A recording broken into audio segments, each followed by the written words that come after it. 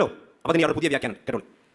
എന്റെ ഈ മാർഗ്ഗത്തിൽ നിന്നെ സമർപ്പിക്കാൻ ഞാൻ ആഗ്രഹിക്കുന്നു എന്നാണ് അർത്ഥം. അല്ലാതെ കഴുത്തിൽ കത്തി വെക്കാനല്ല. ഇനി അറാഫി മനാമി അന്നി അൻബഹുക ഫൻദുർ മാ തഅറ. നമ്മൾ മക്കളോട് പറയാറില്ലേ, മോനെ ബാബാക്ക് ഒരു സ്വപ്നമുണ്ട്, നിന്നെക്കുറിച്ചൊരു സ്വപ്നമുണ്ട്, നിന്നെ അള്ളാഹുവിന്റെ മാർഗ്ഗത്തിൽ കൊടുക്കാൻ തീരുമാനം. എന്താ അർത്ഥം? നാളെ തന്നെ പിടിച്ച് കത്തി പിടിച്ചിട്ട് പോയിട്ട് പിന്നെ കഴുത്തിൽ കത്തി വെക്കുന്നോ? അല്ല, പിന്നെ അള്ളാഹുവിന്റെ മാർഗ്ഗത്തിൽ പറഞ്ഞാൽ ധർമ്മമാർഗ്ഗത്തിൽ നിന്നെ സമർപ്പിക്കാൻ ഞാൻ തീരുമാനിച്ചിരിക്കുന്നു.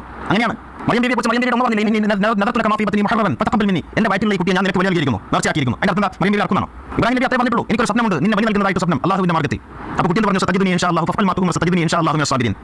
അപ്പോൾ എന്താ പറഞ്ഞത്? ഇബ്രാഹിം നബി അലൈഹി സ്വലാത്തു വസ്സലാം കണ്ട സ്വപ്നം എന്താണ്? ഞാൻ അള്ളാഹുവിന്റെ മാർഗ്ഗത്തിൽ നിന്നെ സമർപ്പിക്കുന്നു, അല്ലാതെ ബലിയർക്കല്ല, കത്തി തർക്കല്ല. അതിന് അദ്ദേഹം പിന്നെ മറിയം ബിബിന്റെ അകത്ത് ഇനി നേതൃത്വ റഹ്മാൻ സോമ, അവിടെ മൗലവി ബലി, ഇനി നേതൃത്വം ഞാൻ നേർച്ച നേർന്ന് നടത്തും, അല്ലാതെ ബലി കൊടുത്തു നടത്തില്ല. അപ്പോൾ അവിടെ ഒരു ചെറിയൊരു എന്നിട്ട് അതിനേക്ക് കൂട്ടിക്കെട്ടാൻ വേണ്ടി പരിശ്രമിക്കാൻ ഇബ്രാഹിം നബി അലൈഹി സ്വലാത്തു വസ്സലാം സ്വന്തം മകനെ ബലിയെറുക്കാൻ തീരുമാനിച്ചിട്ടില്ല, അള്ളാഹുവിന്റെ മാർഗ്ഗത്തിൽ ഒഴിഞ്ഞിടാൻ വേണ്ടിയാണ് തീരുമാനിച്ചത്. ഇതുപോലെ മറിയം ബിബി വിട്ടതുപോലെ. ശരി, എന്നാൽ വിശുദ്ധ ഖുർആനിൽ തന്നെ ഇബ്രാഹിം നബി അലൈഹി സ്വലാത്തു വസ്സലാം ഈ ബലി നടപ്പാക്കുന്ന രംഗം വിശദീകരിക്കുന്നുണ്ട് ഖുർആനിൽ. ഇയാൾ പറഞ്ഞത് കത്തി തർക്കരുതെന്നല്ലേ? ഇബ്രാഹിം നബി ഒരിക്കലും കത്തി തർക്കാൻ പോയിട്ടില്ല, ദീനിന്റെ മാർഗ്ഗത്തിൽ ഒഴിഞ്ഞിട്ടതാണ്.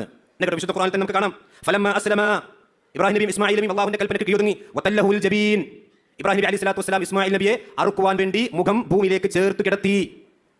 സമർപ്പിച്ചൊന്നിനെ ആ കുട്ടിനെ എന്തിനാ പിടിച്ച് ഇറങ്ങാക്കുന്നത്? ഇയാളുടെ വ്യാഖ്യാന പ്രകാരം സ്വന്തം മകനെ ദീനിന്റെ മാർഗ്ഗത്തിൽ ഒഴിഞ്ഞിട്ടതാണ്. ആ ഒഴിഞ്ഞിട്ട മകൻ എന്തിനാ പിടിച്ചിട്ട് ഭൂമിക്ക് എന്തിനാണ് മൂന്ന പിടിച്ചിട്ട് കുത്തുന്നത്? അർക്കാനാണ്.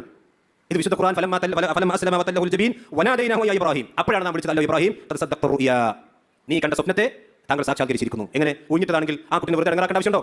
ഈ രൂപത്തിൽ പുതിയ പുതിയ വ്യാഖ്യാനങ്ങൾ കണ്ടെത്തി ഇതൊന്നും അറിയാത്ത കുറച്ച് ആളുകൾ അത് വളരെ ശരിയാണല്ലോ, പുതിയ വ്യാഖ്യാനമാണ്, പുതിയ പരിഷ്കർത്താവാണ്, പുതിയ നവോത്ഥാനമാണ് എന്നൊക്കെ പറഞ്ഞ് എട്ടുമുട്ടും തിരിയാത്ത ഇസ്ലാമിന്റെ ABCD പോലും അറിയാത്ത കുറെ ആളുകൾ അതിനുവേണ്ടി കമാൻഡ് അടിക്കാനും അതിനുവേണ്ടി പിന്നെ ആളുകൾക്കിടയിൽ ഫിത്ന ഫസാദ് ഉണ്ടാക്കി നടക്കാൻ ഇതുപോലുള്ള പരിഷ്കരണങ്ങളാണ് പലപ്പോഴും ഇത്തരം ആളുകൾ നടത്താറുള്ളത്.